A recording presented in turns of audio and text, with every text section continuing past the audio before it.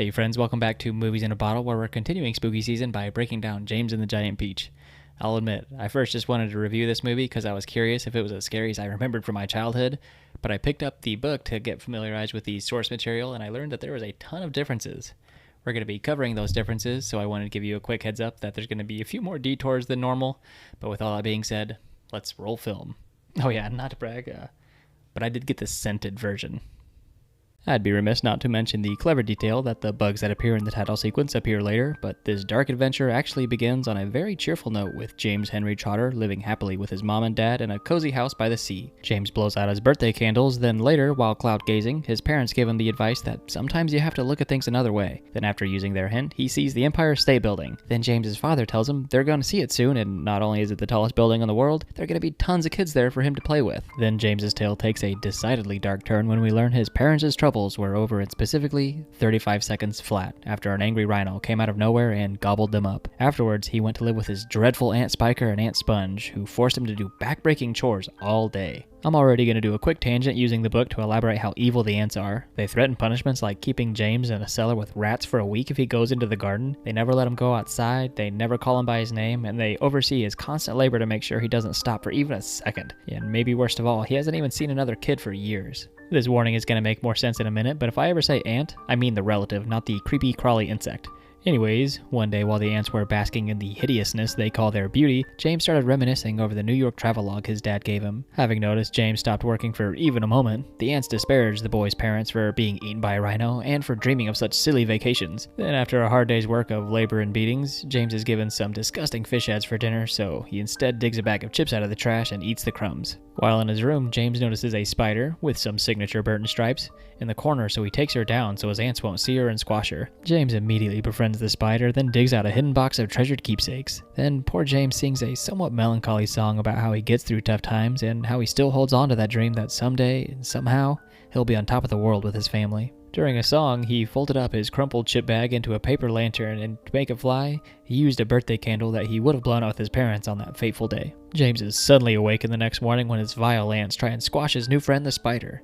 Luckily, he was able to release her safely outside, but while he was also longing to escape this dreadful place, he would meet a peculiar old man who inexplicably has the lantern with his birthday wish. Getting right to the point, the old man promises that it has the answers to all of his problems. Then after looking inside, James sees slimy green glowing things. Here is the slightly more detailed recipe from the book to explain these green things. 1,000 crocodile tongues boiled in a witch's skull for 20 days, along with the eyes of a lizard, fingers of a young monkey, the gizzard of a pig, the beak of a green parrot, the juice of a porcupine, and 3 spoonfuls of sugar. Stew it for another week, and then you let the moon do the rest. James was then to pour water on them, add 10 of his own hairs, and then drink the concoction in one gulp. Then, if done correctly, he'd never be miserable again in his life.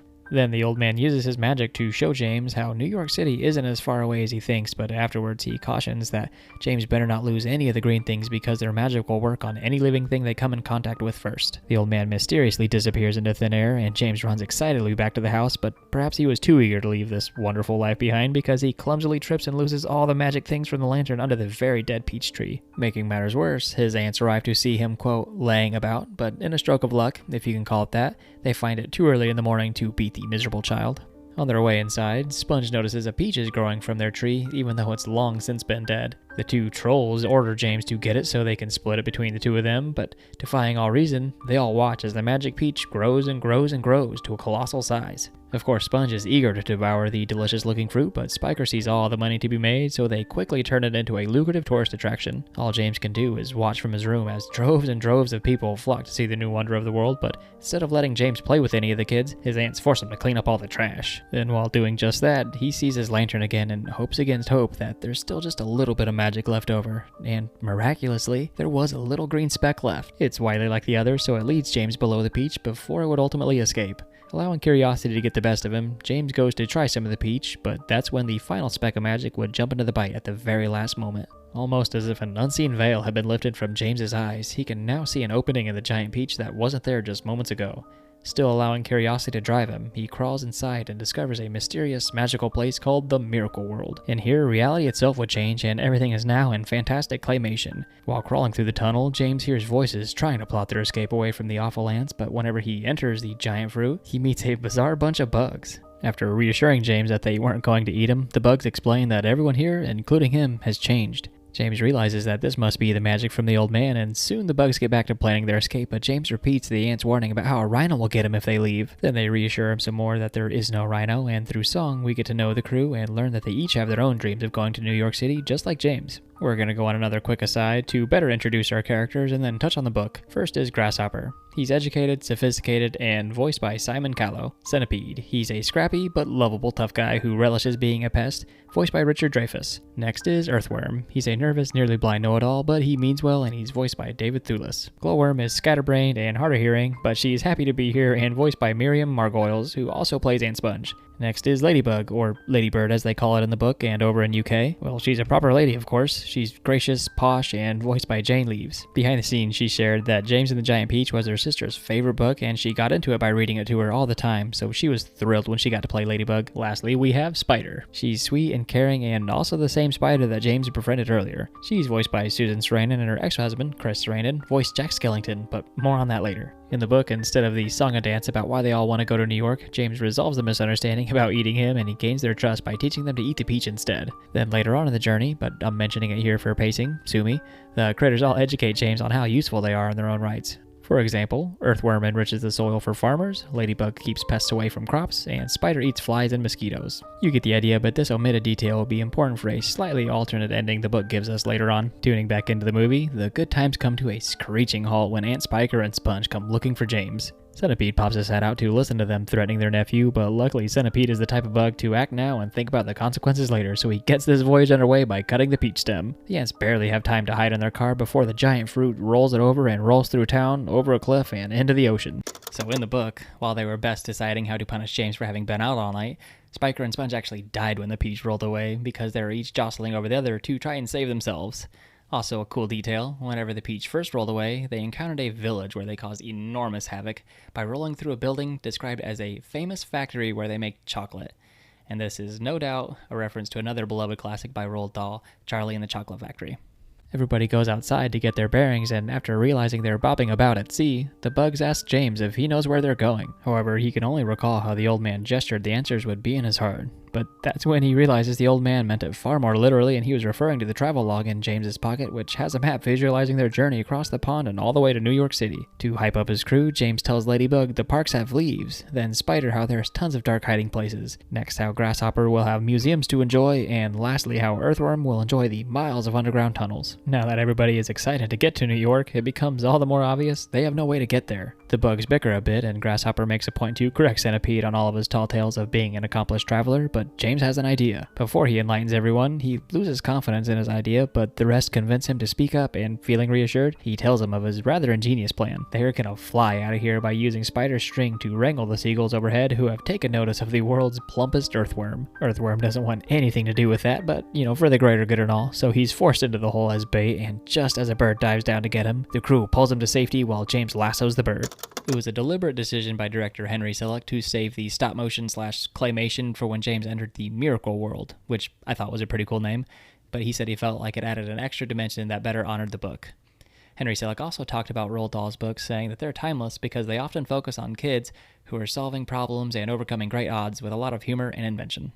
They notice something off in the distance and quickly see a terrifying shark charging at their floating peach. Everyone frantically wrangles the rest of the seagulls needed to take flight, but before they can get away, the shark ironically harpoons them, almost causing Centipede to fall overboard. Then the mechanical beast launches little piranhas to sink them by releasing their seagull allies, but James and the other bugs quickly work together and reattach the birds. Spider untethers the peach from the shark, and then it sends itself to Davy Jones' locker by getting entangled in its own rope. The crew gives their captain James 3 hip hip hoorays, and they set course for New York. As they sail above the picturesque clouds, they soon run into an inevitable problem on any journey such as this. They need food. Ladybug is generous enough to give up her only scrap of food, but the usually well-mannered Grasshopper starts to fight the Centipede for it. James solves yet another problem by thinking outside the box and pointing out that their whole ship is made of food and they all feast on the delicious nectar inside. James and Spider are the last to turn in for the night, and Spider makes James a lovely web to sleep in. James has taken notice that Spider keeps to herself, so he encourages her to make friends with their other nice crewmates. After all, James does understand being alone, but he finds having friends is far more enjoyable, and he figures if she's nice to him, she can be nice to them too. After confessing to him that she's only nice because he was first, James realizes that this is the same Spider from his room. Just thinking of that horrible place and his aunts makes the poor kid panic, but Spider comforts him saying that no one can make him do anything if he doesn't let them, and then she gives him a really sweet goodnight kiss. Quick book detour. James didn't save Spider, but during the journey she would confide in him that a terrible night a week prior to the adventure, she watched from the corner as Aunt Sponge flushed her poor dad down a bathtub drain. Sadly, James's peace doesn't last long because even in his dreams he can't seem to escape his awful aunts. He dreamt that he was a caterpillar, kind of in the style of the Very Hungry Caterpillar, but he was enjoying chomping on the peach before Spiker and Sponge tried to exterminate him. He was able to get away and hide, but just as the fumes would overtake him, they would turn into the monstrous rhino. Due to this movie being live action, claymation, and 2D animated, it had a 3-year production schedule utilizing 22 different sound stages while working with various animators, illustrators, set designers, and various other artists. For claymation, each frame has to be positioned by hand, and 24 shots is only 1 second of motion, and just to get a minute of film takes about a week to produce. Behind the scenes, they went over the process for how to make a claymation character, and I thought it was pretty neat. So they first start with a skeleton or frame that's called an armature, and it's the most important part because it's what allows the character to move. After that, they'll make a rubber skin or mold that they fit around it that can be painted or sculpted. And then the camera itself is actually moved by a computer so everything can stay aligned for the scene. Centipede had the most parts at an astonishing 241, with 135 tiny little screws holding them together. James wakes up to find the peach is beginning to freeze, and everyone but Spider and Glowworm are blaming Centipede for falling asleep at the stem and lying about being an accomplished traveler. Centipede listens away from the others as Grasshopper informs everyone of the grim fate that awaits them since they can't navigate out of here without a compass. Right after James points out how the frozen ships below should have one, they all hear the guilt-ridden Centipede dive overboard. James rallies his crew, declaring that none of them get left behind, and then he gives his friends one end of Spider's web and orders them to pull him up after 2 tugs, and then he and the courageous arachnid follow the pest. Far below the ice, Centipede found the skeleton of the ship captain holding exactly what he came here for, but the undead crew comes to life after he swipes the compass. Centipede cracks wise to the bitter end, but James won't just watch his friend die, so he bravely leaps into battle with the pirates and Spider follows quickly behind. The compass gets knocked around a bit during the tussle, but James, Spider, and the Centipede work together to recover it before making their daring escape. Tragically, Centipede would be left behind. But that lousy crew of skeletal pirates can't keep him down, so he'd emerge from the icy waters just before Spider went back for him. She confesses that she isn't sure whether to kill him or kiss him. Then the other bugs apologize and let the heroic Centipede have the honors of navigating them out of this frozen wasteland. Hey, does that skeleton look familiar? Well, he should, and I'm going to read you a brief history lesson I summarized to tell you why. This movie was made by a studio called Skellington Productions, which was formerly Selick/Burton Projects before it was ultimately absorbed into Walt Disney Studios in 1998. Henry Selick and Tim Burton previously made the movie The Nightmare Before Christmas together, and they similarly collaborated on this movie with Selick directing and Burton also producing, which is probably why I remember it being so darn scary, but none of this actually happened in the book. At one point, James does go down and rescue the Centipede after he went overboard, but it was just like 2 seconds, and like I said, nothing happened. Another night falls, and Grasshopper notices Centipede nodding off, so he relieves him of navigating duty, and soon after, James, who was checking travelogue below, begins to hear beautiful music being played. Following the source, James finds that Grasshopper was the one responsible, and he realizes that he's the one that's been playing outside his room for years. The musician demonstrates how he expresses both his happiness and sadness through his craft, and James becomes melancholy after remembering how his parents used to comfort him through sad times. Then Grasshopper affectionately tells James that his parents would be proud of him, just like all of his new friends are. Then, one by one, they all come out to express how much they love him and how they're a family now. Here is where I'm going to take us on the most interesting and longest detour from the book, so Editor JK, use whatever footage you want for this part. But I said a moment ago that they didn't encounter the skeletons in the book, but they did come across some other antagonists while sailing through the sky. Unlike a plane, which produces a lot of noise to fly, the Peach was silent, so they were able to see hidden creatures that no one else had ever seen before. The Cloudmen, as they're called in the book, were described as wisps made from cotton wool and white hairs, twice the size of any ordinary man. Turns out these jerks were rolling clouds into marbles to make hail and snow. My man Centipede flipped him off with all 42 hands once he found out, but the Cloudmen responded by pelting them with ice until they retreated into the tunnel.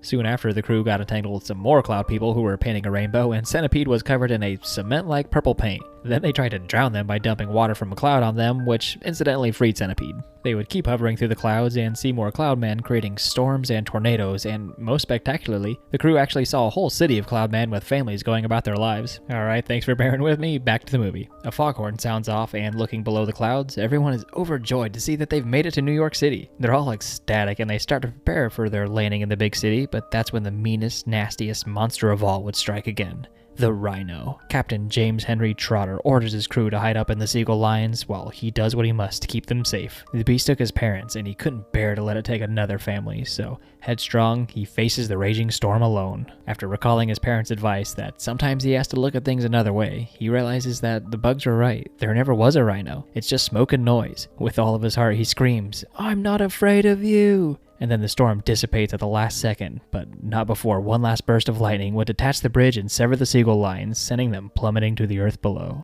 To bring the terrifying rhino to life, they wrapped a fabric around the armature and they dunked the whole thing underwater in a special tank appropriately called the Cloud Tank. Then the beast was operated by remote and it was rigged with special tubes to shoot white paint out of its mouth to simulate the clouds. After waking up alone and in the dark, James seems to have lost his little green magic speck and the fantastic reality that came with it. Having rejoined our world, James climbs out of the tunnel, and while he's really high up, he can't seem to figure out where he is because he's actually on top of the Empire State Building. Below, the citizens naturally become equal parts curious and concerned when a little girl spots James in her telescope, then tells a policeman who in turn calls in the rest of the cavalry. James's rescuer informs him that he's in New York City, so of course he's delighted, shouting, "They've made it!" before correcting that he made it. Making matters worse, his rescuer also hasn't seen any giant bugs. But all that aside, the worst possible thing happened. Aunt Spiker and Aunt Sponge somehow managed to drive all the way across the sea to get here so they could take back James and what they claim is their peach. Those of you familiar with the book probably noticed that I neglected to mention a pretty big difference so far, and I wanted to get your opinion on it to know if I'm just crazy or if I'm onto something here. But in the book, they specifically mention how James's parents was killed by a rhino that escaped the London Zoo. And they didn't mention anything about where the rhino came from in this one, but the ants do have a rhino hood ornament on their car, and they're always threatening him about a rhino. So let me know if you think they left it intentionally more ambiguous to imply something perhaps more nefarious happened. James pleads with everyone that the peach is his because the old man gave him the magic, but it seems like the people are going to believe his evil aunts until an unseen but familiar figure gives James a chance to speak. And of course the figure is the old man. James just doesn't have a lying bone in his body, so he tells the city the truth about how he and his crew of noble bugs roped 100 seagulls to fly here and how the peach dropped on the Empire State Building. The book is very specific, stating it actually took 502 seagulls to start gaining altitude, but I digress. The ants try and dismiss their nephew, saying he's dreamt everything up, and this only ignites something inside James, and he agrees. He adds that everything around them once started as a dream, just like his adventure that he took to get here. James also clearly understood Spider's lesson. He publicly denounces his awful aunts, and to their shame, he also condemns all the horrid living conditions that they forced him through. He declares that he's not nothing, they are. Having finally lost their tempers, they go to start swinging their literal axes at the kid, but it's not the cops standing feet away that come to the rescue, no. It's his real family of lovable bugs, gracefully descending using the seagulls. Working together, James and the bugs tie up his wicked relatives, and everyone is able to see that they were telling the truth and they're the good guys. The city finally gives their exotic newcomers a very warm welcome, while the journalists go crazy about the story of the century, and all the kids devour the world's greatest peach with their new friend, James. Here's where we're going to revisit the alternate ending from the book that I mentioned earlier. So before they landed in New York, they were first spotted by the British Royal Navy via telescope, and they thought it was a dangerous secret weapon. But the ship captain dismissed the whole incident after the one with the telescope said the peach was being crewed by giant bugs and a little boy. Then to piggyback off of that, they landed in the Empire State Building after a plane severed the seagull lines, but then the citizens thought the peach was also a giant bomb, which obviously sent everybody into a panic.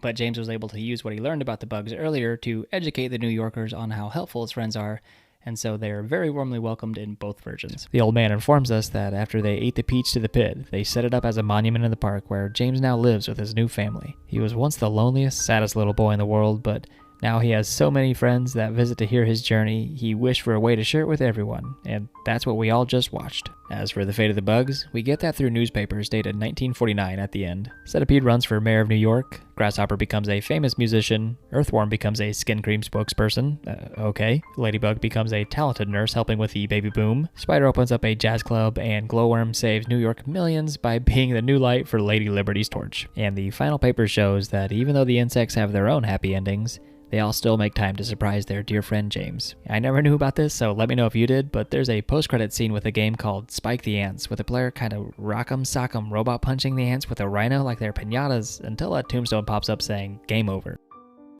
Roald Dahl was immensely disappointed in the Willy Wonka and the Chocolate Factory movie, so he refused all adaptations for James and the Giant Peach, as well as basically all of his other books, until the day that he died. But his widow was so impressed with A Nightmare Before Christmas that she allowed Disney to make this hidden gem. But that's a wrap on James and the Giant Peach. Thank you so much for joining me. Like and subscribe if you want to see more weekly breakdowns. And everything helps. I'm a tiny channel, so I appreciate it. But until next week, y'all be good. Hey, you made it to the end. Remember, if you want to revisit any more of your favorite movies, check the links on screen. But otherwise, subscribe, and I'll catch you for a new breakdown next week. Thanks.